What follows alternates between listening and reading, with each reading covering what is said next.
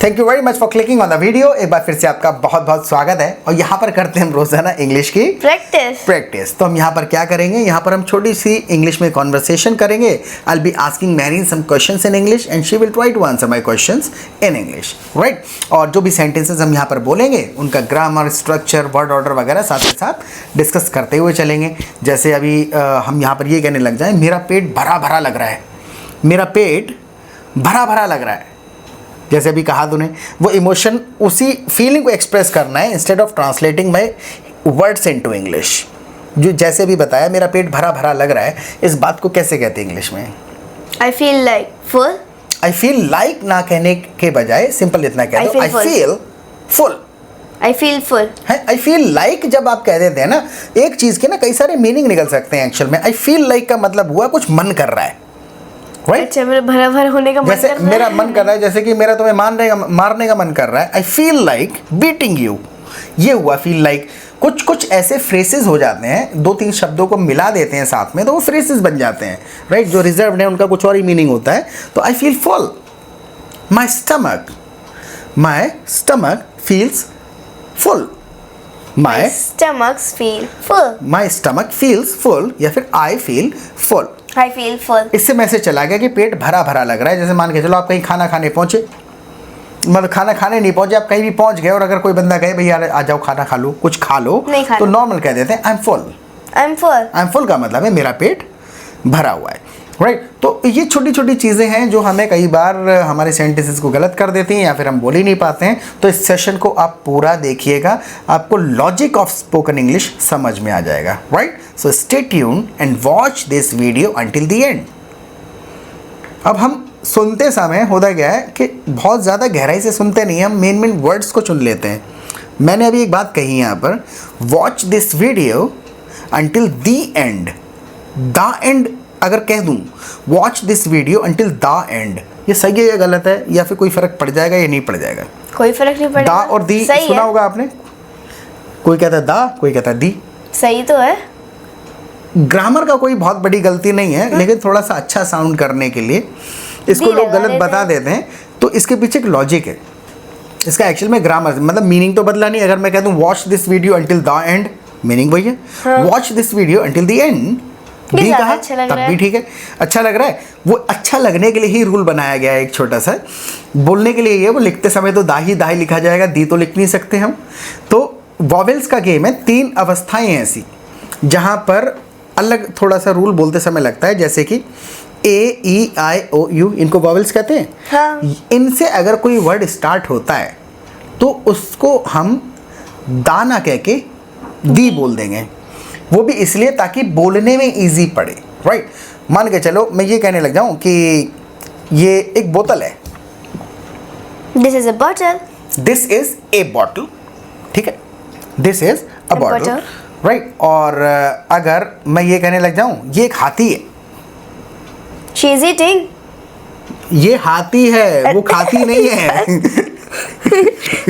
Get your ears checked, get your ears checked, अपने कान check करवाओ। हाँ, ये हाथी है, ये खाती नहीं है। बोलना है ये खाती है।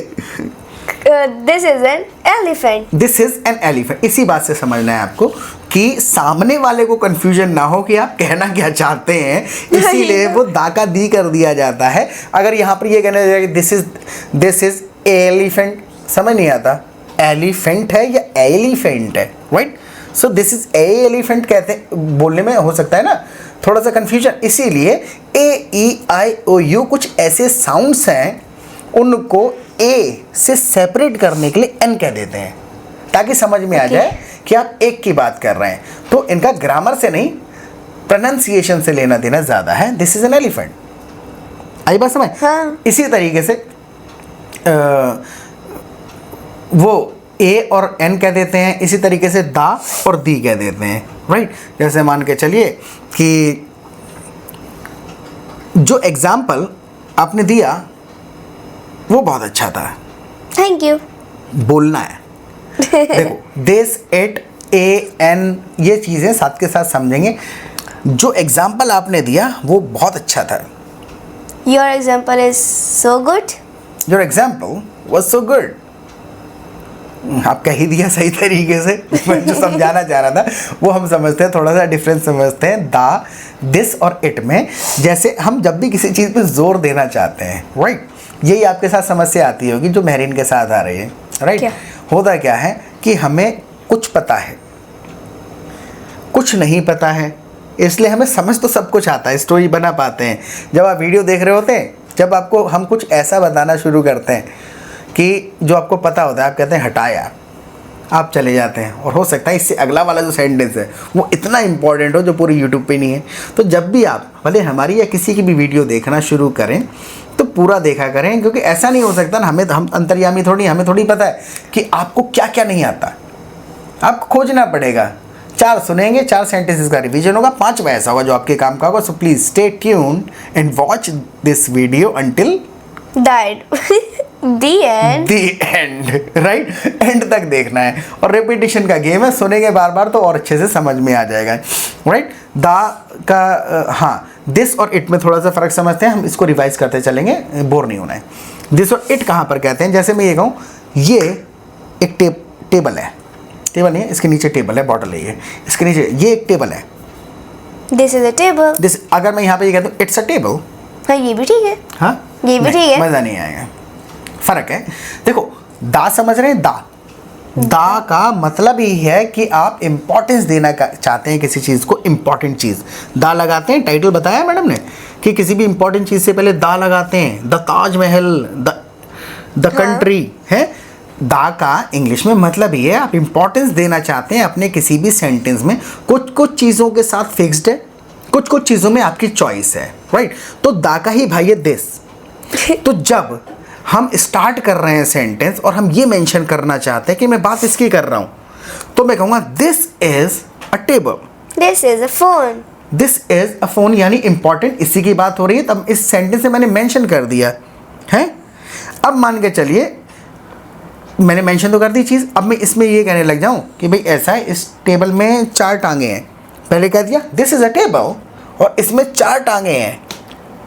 This table have 4 legs. दोबारा दिस कहने की जरूरत ही नहीं रह गई, क्योंकि एक बार तो मेंशन कर दिया ना, हाँ, कि भैया इसी टेबल की बात हो रही है, this is a table, it's not a chair, chair नहीं है, it has 4 legs. It has 4 legs. तो इट का मतलब है यह वस्तु और दिस का मतलब है यही वाली वस्तु। फर्क तो है।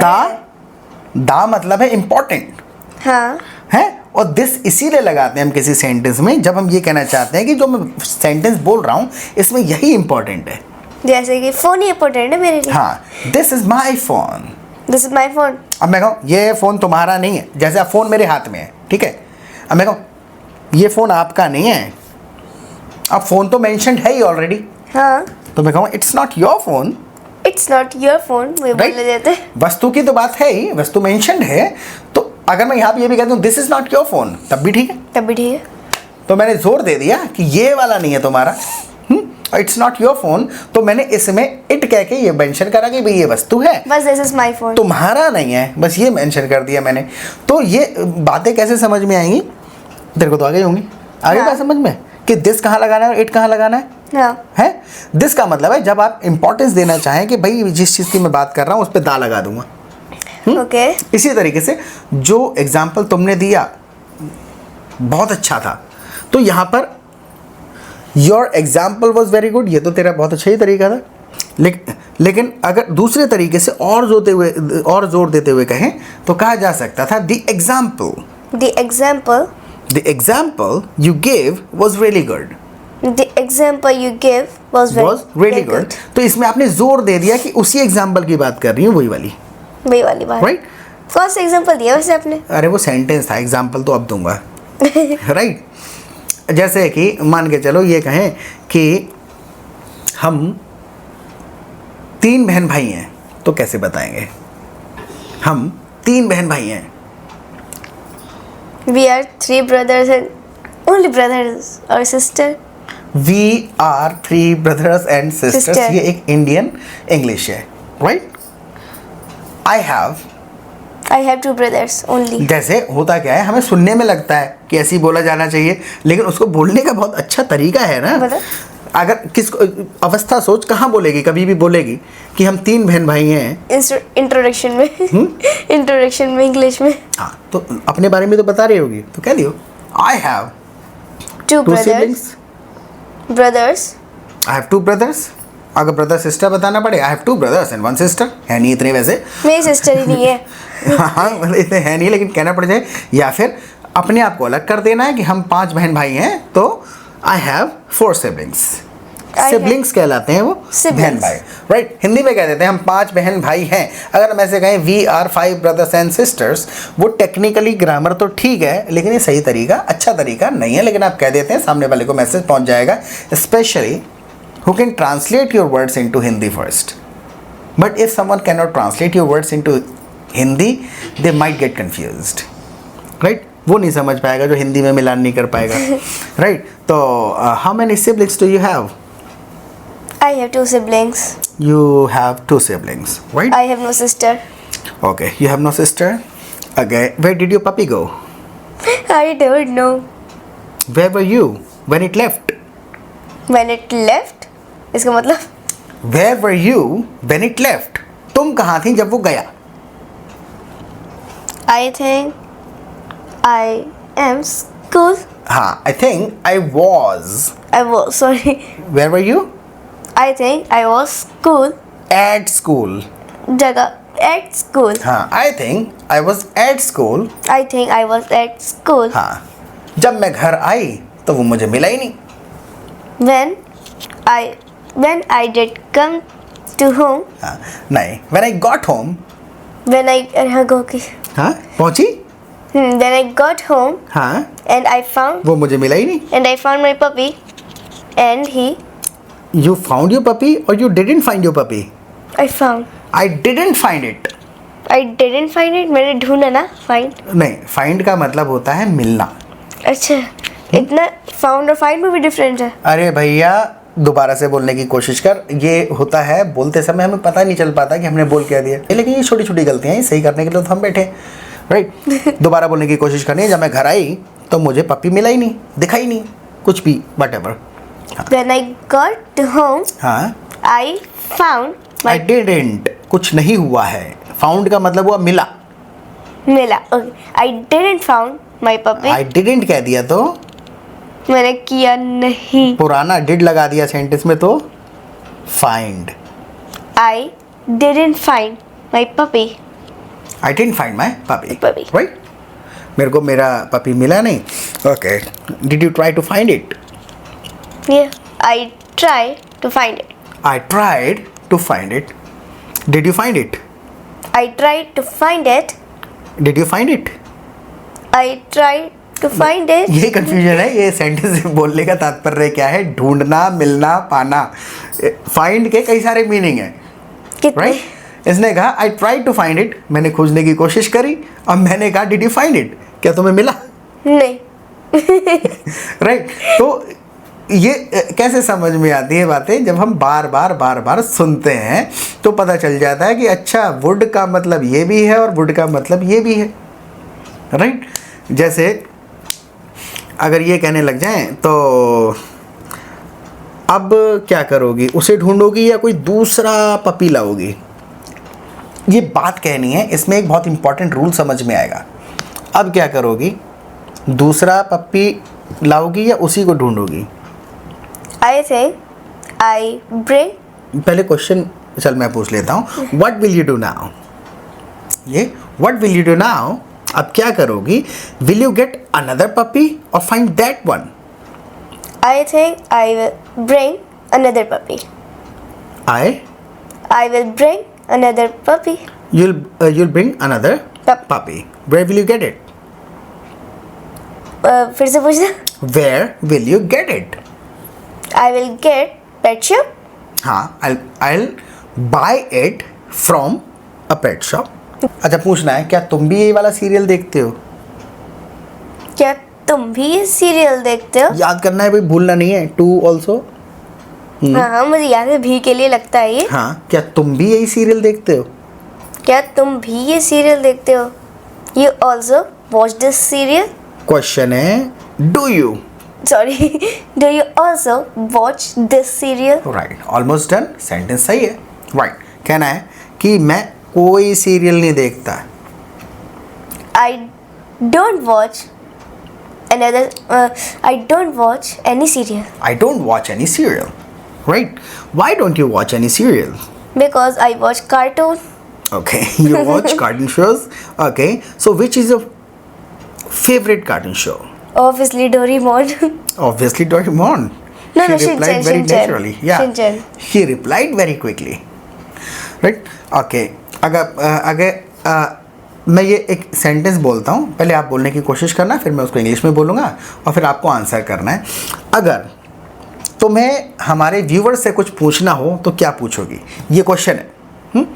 अगर तुम्हें हमारे व्यूवर्स से कुछ पूछना हो तो क्या पूछोगी? इसको कैसे कहें? If you पूछने को ask. if you ask any question from your viewers. आप बोल के देखो एक बार. बस ये है कि वही 35 रूल जो ग्रामर के हैं वो याद तुरंत आने चाहिए. ये बात है, अगर ऐसा हो तो वैसा हो. कल्पना करने की जब बात हो रही है तो वहाँ पर क्या करते हैं, वो हाइपोथेटिकल सिचुएशन है. तो if you had to ask. If you had to ask. ये जो मैंने हेड कहा, ये हेड का मतलब पास्ट नहीं है. तो हेड का मतलब है प्रेजेंट में ही कल्पना. राइट? अगर अभी पूछोगे तो हाँ, अगर अभी पूछना हो प्रेजेंट की कल्पना के लिए भी, if you had to ask our viewers a question, है आज के साथ टू वगैरह बहुत ज़्यादा लगता नहीं है. So if you had to ask our viewers a question, what would it be? Would present में कल्पना. मुझे लगा था व्हाट यू आस्क ऐसे पूछोगे. हाँ, तो वही तो वो ग्रामर नहीं मेंटेन हो पाएगी ना. If you had to ask our viewers a question, what would it be? अगर ये सेंटेंस आपको समझ में नहीं आ रहा है तो बहुत ज़्यादा यहाँ पर डीप डाइव नहीं करेंगे. मैं डिस्क्रिप्शन में एक लिंक दूंगा आपको कंडीशनल सेंटेंसेस का. तो ये सेंटेंस का रूल आपको बहुत अच्छे तरीके से डीपली समझ में आ जाएगा. वो जो 5-7 जो भी कंडीशनल होते हैं, मिक्स कंडीशनल और वो सारे के सारे, उसमें हमने बहुत अच्छे से समझाए हुए हैं कॉन्वर्सेशनल स्टाइल में. वहाँ पे देख लीजिएगा. तो अगर तुम्हें हमारे व्यूवर से कोई क्वेश्चन पूछना हो तो क्या पूछोगी? If you had to ask our viewers a question, what would it be? क्या पूछोगी इंग्लिश में? Ask our viewers a question in English. मैं कोई भी क्वेश्चन पूछूं इंग्लिश में? मैंने कहा ask our viewers a question in English. I don't know what should I say. I don't know what should I say. देखो, depend करता है, कॉन्वर्सेशन अलग है, सेंटेंसेस अलग हैं. अगर ये एक सेंटेंस लिख दिया जाए, आई don't know what should I से, ये गलत है. कैसे? लेकिन अगर कॉन्वर्सेशन में रुक रुक के बोल दिया, आई डोंट नो, मुझे नहीं पता, व्हाट शुड आई से, अरे हाँ, मैंने अलग एक अलग साथ बोले बोल दिया. तो सही है. आई don't know what I should से. अगर एक सेंटेंस लिखेंगे, आई don't know what I should से, पता नहीं क्या कहना चाहिए. अगर पूछ रही है, देख, आई डोंट नो तो अलग हो गया. हाँ. पूछ रही है क्या कहूँ, आई डोंट नो, रुक गई वहाँ, फुल स्टॉप लग गया. आई don't know what should I से, क्या पूछूँ, क्या कहूँ, ठीक What should है. I say? लेकिन आई डोंट नो, पता नहीं क्या पूछूं, अगर पूछ नहीं रही है तो वो सेंटेंस है. So I don't know what I should say. What I should say. मैं पूछ रही थी. देखो, मैं बताता हूँ, दोबारा से बताता हूँ. अब ये आप सुन रहे हैं, पार्टिसिपेट नहीं कर रहे हैं. जब आप पार्टिसिपेट करेंगे तो आपको और जल्दी समझ में आएगा कि बहुत आसान है. और उसके लिए आप हमारी लाइव क्लासेस और प्रैक्टिस ग्रुप ज्वाइन करिए. वहाँ पर प्रैक्टिस ग्रुप में क्या होता है, पूरा दिन छोटी छोटी कॉन्वर्सेशन चलती रहती है, लोग चैटिंग करते रहते हैं, फ़ोन पर बात करने का ऑप्शन होता है और एक कॉन्फ्रेंस कॉल का ऑप्शन होता है. वहाँ पर जब आप बातें करेंगे रियल टाइम में, कोई भी व्यक्ति कॉन्फ्रेंस स्टार्ट करता है, 4-5 लोग जो भी फ्री होते हैं वो कनेक्ट हो जाते हैं. तो अब मान के चलिए आपको कुछ भी नहीं आता, वहाँ आएंगे ना, तो कॉन्फ्रेंस कॉल में जब आप 4-5 लोगों को बात करते हुए सुनेंगे कि कौन बंदा कहाँ से सेंटेंस शुरू कर रहा है, कहाँ पे ख़त्म कर रहा है, कोई आपसे पूछ लेगा where are you from, right, where do you belong to, तो आपको पता चलेगा अच्छा ये बात दोनों तरीके से बोली जा सकती. आपको स्टार्टिंग में सिर्फ इतना तो कहना आता ही होगा कि दिल्ली, उत्तर प्रदेश, मध्य प्रदेश, जब आप इतना कहेंगे उसके बाद आगे का सेंटेंस बोलने का मन करेगा, राइट। तो रियल टाइम में बोलना जरूरी है। यहाँ पे आपको लोग एनकरेज करते रहेंगे बोलने के लिए, और कुछ कुछ सेंटेंसेस सुन के आइडिया लगेगा कि कहाँ से कॉन्वर्सेशनल सेंटेंसेस स्टार्ट हो रहे हैं, क्या वर्ड्स यूज़ हो रहे हैं। तो वहाँ पूरे दिन प्रैक्टिस कर सकते हैं। उसके बाद दिन में 2 बार लाइव क्लासेस होती हैं, तो कन्फ्यूजन जो भी रह जाता है, कोई सेंटेंस नहीं बना, कोई एक्सप्रेशन नहीं एक्सप्रेस कर पा रहे हैं नेचुरली, तो सब लोग आते हैं अपने लाइव सेशन में, क्वेश्चंस वगैरह पूछते हैं। 15-20 दिन के अंदर सारे डाउट्स क्लियर हो जाएंगे, ग्रामर समझ में आ जाएगी, और बोलने की आदत डालने के लिए प्रैक्टिस पार्टनर्स मिल जाएंगे। जब चाहे जितनी चाहे प्रैक्टिस करिए, और बहुत ही सस्ता है सब कुछ। तो आप मुझे व्हाट्सएप करिए and see the difference with in 15 days. और इस सेशन को कम से कम 2 बार देखिएगा। ये जो चीज़ें हमने यहाँ पर डिस्कस करी हैं वो बहुत अच्छे से आपको आदत में आ जाएंगी। और 2-3 घंटे के बाद फिर एक नया सेशन अपलोड करते हैं। Till then take care of yourself, bye.